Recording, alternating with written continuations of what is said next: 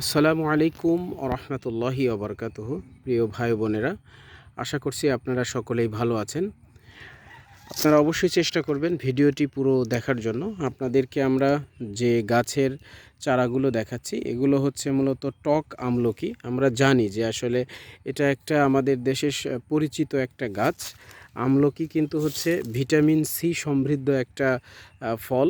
আমরা এটা ছোটোবেলা থেকে বা আমাদের দেশে হুরহামেশায় আমরা এটার সাথে এই ফলটার সাথে পরিচিত।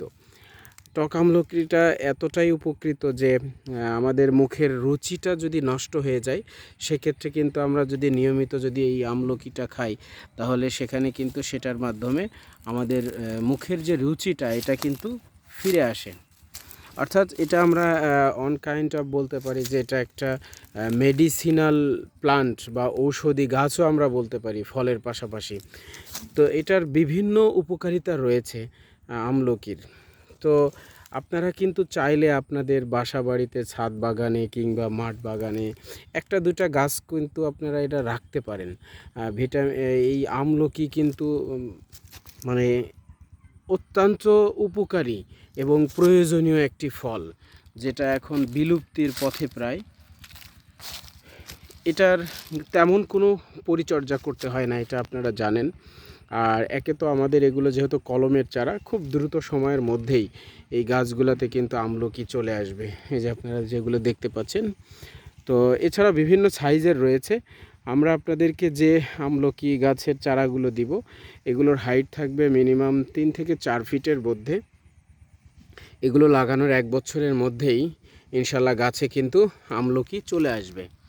আর এটা আপনারা লাগানোর সময় যদি জৈব সার দিয়ে লাগান, আমাদের দেশে বিভিন্ন ধরনের জৈব সার রয়েছে, ভার্মি কম্পোস্ট রয়েছে, কেঁচো কম্পোস্ট রয়েছে, অথবা আপনারা চাইলে শুধু গরুর বা যে শুকনো গোবর রয়েছে এটাও যদি মাটির সাথে ভালোভাবে মিক্স করে দিয়ে আপনারা যদি লাগান তাহলে কিন্তু যথেষ্ট হয়ে যাবে।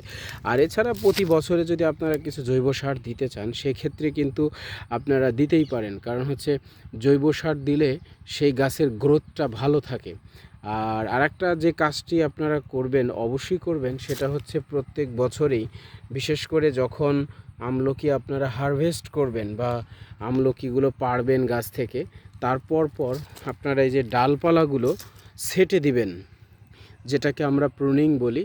এবং এই প্রুনিংয়ের উপরে যদি আপনারা গুরুত্ব দেন তাহলে কিন্তু হচ্ছে সেই গাছের কিন্তু গ্রোথ ভালো থাকবে এবং প্রচুর পরিমাণে যত বেশি শাখা হবে তত বেশি কিন্তু হচ্ছে সেই গাছে আমলকি আসবে।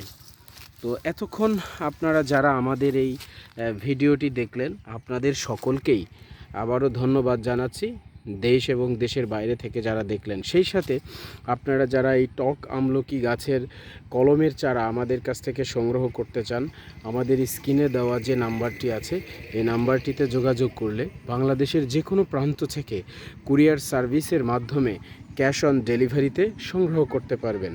পরিশেষে বলবো, গাছ লাগান, পরিবেশ বাঁচান।